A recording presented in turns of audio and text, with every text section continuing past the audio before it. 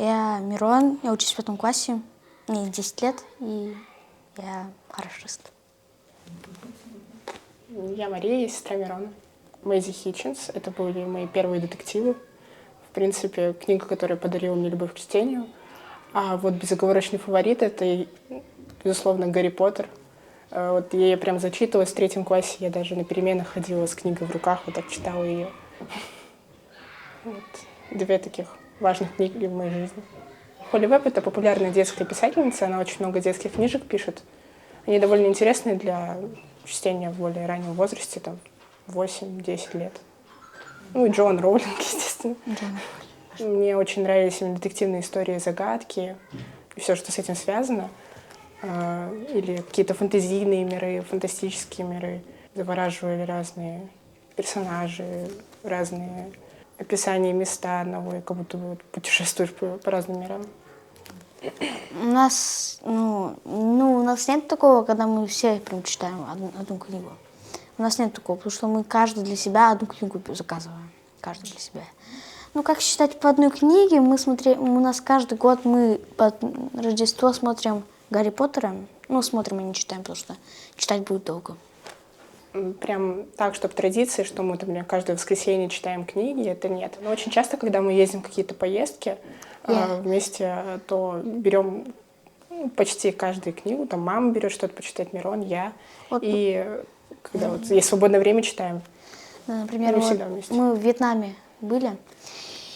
Мы там не было ничего делать, и я читал книгу. Большую часть. Я вот эту книгу читал, любимая была. Моя мама читала вроде бы «Мастер и Маргарита», классическая. Мария читала, сейчас что-то, она читала там, где цветет полынь, потом еще это Энн Бронте, «Незнакомка», да. И еще что-то ты там читала. И Нет. Она не буду говорить. У нас у бабушки прям... Она сама любит читать, и нам очень любила сказки, рассказывать, читать по звонку. Все бабушки. Я не уверена, что я хочу, чтобы он все книжки, которые мне нравятся, прочитал, но с некоторыми явно ему стоит ознакомиться. Наверное, какие-нибудь больше детективов Агаты Кристи, если ему уже вот сейчас понравилось читать. Вообще он должен сам выбирать, что ему нравится, и я не смогу ему указывать, что читать, что не читать. «Молчание ягнят». «Молчание ягнят» можешь почитать. Мы как-то один раз сидели, я на флипе заказала. Да. На флипе заказала, да? Я себе заказала книгу, ты подошел Я подошел и попросил у тебя книгу 10-12 лет. Но я хочу после Гарри Поттера прочитать. Это был вроде бы помощник библиотекаря номер 114. В Инстаграме мне в рилсах стали попадаться рекомендации для детей, что почитать. Мне кажется, это он виноват.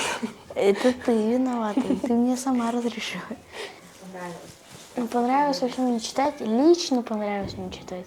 Где-то в 7-8 лет. Когда я начала. Помнишь, у меня была такая книжка? «Гарри Поттер на казахском». Вот, да, помню. А еще у меня была эта книга, называется. Ты же помнишь этот? Ты мне Агату Мистери давала читать. Вот. Ты еще так продавалась. Такие маленькие книжки, детективные, очень удобно с них начинать. В принципе, читать, когда ребенок еще не привык к большим книгам. Поэтому... Я уже более-менее могу читать 300 страничек, но не 500 у меня уже. Когда 500-800 у меня начинает уже глаз дергаться. Это казахская книга, самая первая, да. Мимардар, помнишь, вот эти монстрики такие синенькие?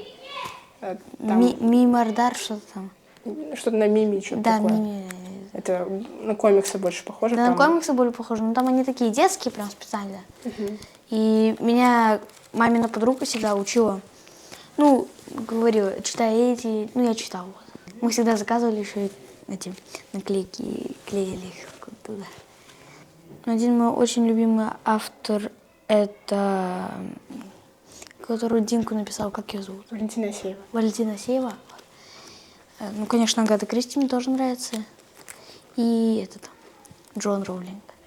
Во-первых, мне нравится Валентина Асеева, потому что, когда я с мамой читала книгу Димка, Ну, там 800 страничек. Мне очень понравилась история насчет этого, как они были около Волги, потом переехали в Киев, там все развивалось.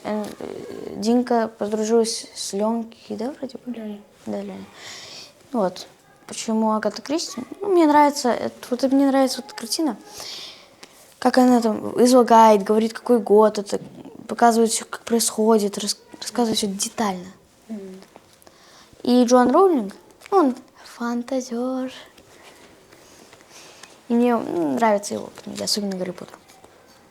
Ты только Гарри Поттера читал. Ты даже не читал, ты смотрел только. Ну нет, не читаю. Читаешь в процессе. Ну, тоже в 12 где-то. Нет, ты Я 8 прочитал. не прочитала. Ну ничего. Ну ничего. Закончила ты ее где-то в 11. 10. В 11. Ну, только финальная сцена, когда 8-я серия там. Ну, 7-я серия, второй эпизод. И там битва, когда там нужно иметь очень хорошее воображение, чтобы это все представить. Но если у тебя нет такого прям хорошего, то ты просто будешь читать, и вот у тебя не будет такого хорошего фэнтези. Мария же еще представляла, ты же еще представляла, когда там вместо Хагрида у тебя был Хугрид, или там Думблдор. Я читала в переводе Махаон, а там имена все изменены очень сильно. Леня и Динка, самый мой рисунок. И еще вот этот Эркюль Пуаро. Леня и Динка, мне понравилось, как их дружба, ну, как они там развивалась, все получалось. А вот почему мне нравится Эркюль Пуаро?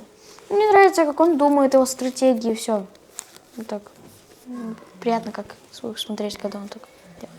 Вот, например, Динка, она вот никогда не слушается, всегда ходит везде, где нельзя, специально. А Леня — это сирота, которого потом усыновили. Я просто не люблю вот эти, когда... Вот я не хочу каких-то персонажей видеть. Мне нравятся авторы и, персонажи из реально. Динка — это реальная история. Потому что я очень много читаю, у меня очень много любимых персонажей из разных вселенных. В принципе, у меня нет прям любимых персонажей, мне все по-своему нравятся. То же самое. Все-таки это выдуманные персонажи, я слежу за их историями как сторонний наблюдатель. Динка? Это нет. Это реальный персонаж. В большинстве своем выдуманных. У меня бы не нашлось никаких вопросов или чего-то еще, чтобы спросить у них в реальности. Мне просто интересно, я как с третьего лица смотрю всегда. Я даже не чувствую ничего, когда читаю. Максимум, когда какой-то интересный момент, или, например, там какие-то смешные моменты, я специально читаю вслух и выражаю это.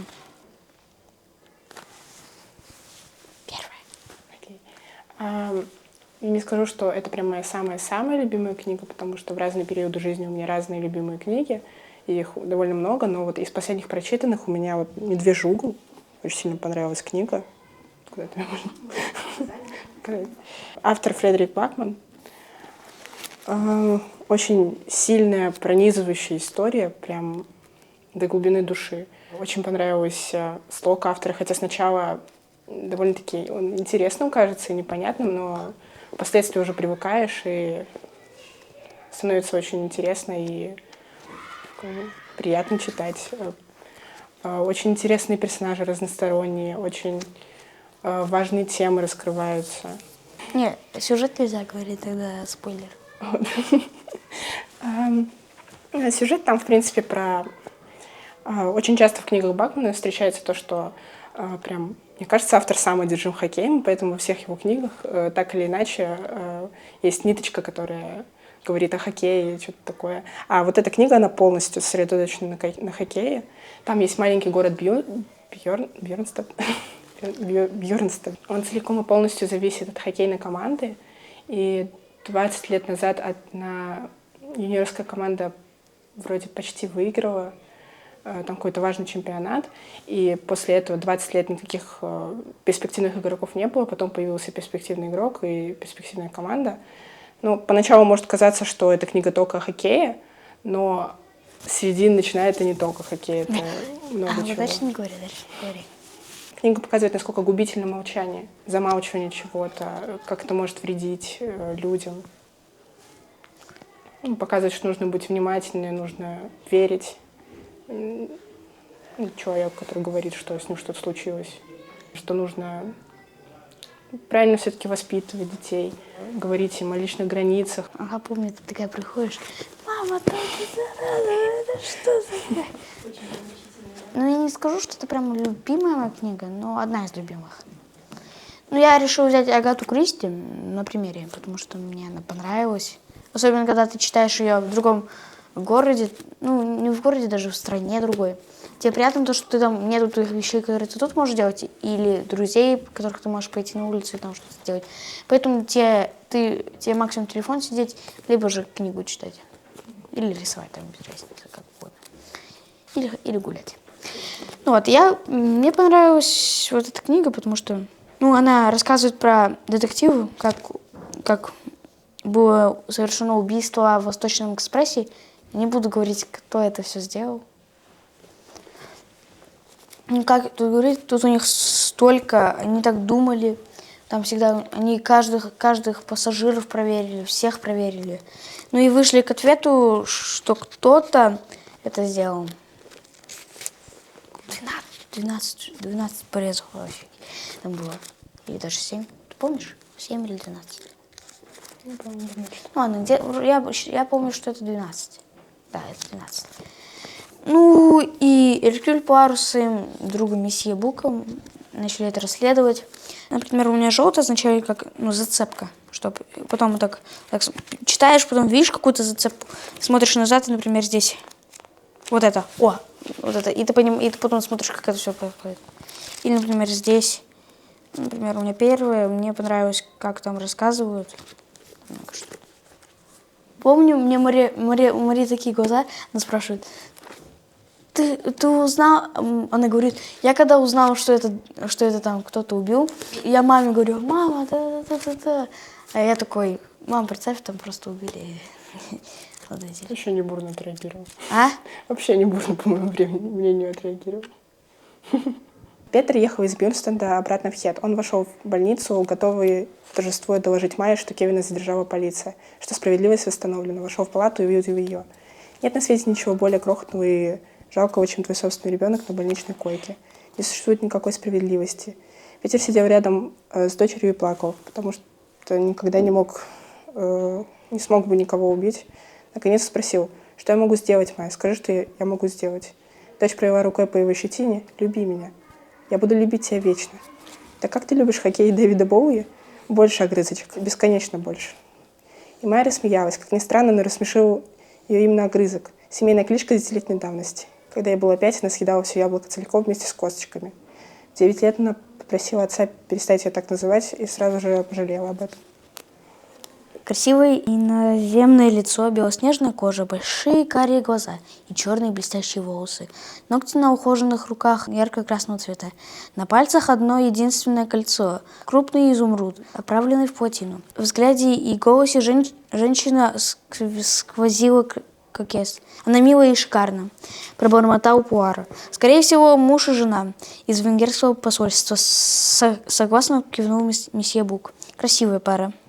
Дорогие зрители, выбирайте все, что вам по вкусу. Я вам тут не специалист по книгам. Все на нее сваливается. Спасибо. Ну, мне «Медвежий угол» понравился, но... Это смотря на вкус. Нет, это смотря на чувствительность. Как бы. Да. Если готовы читать. Если готовы читать, ну да. Если нет, нет. Потом еще «Незнакомка» из Уайтхолла. Тоже довольно интересное классическое произведение. Там, где цветет полынь. О, «Книжный вор» Маркус Зусак.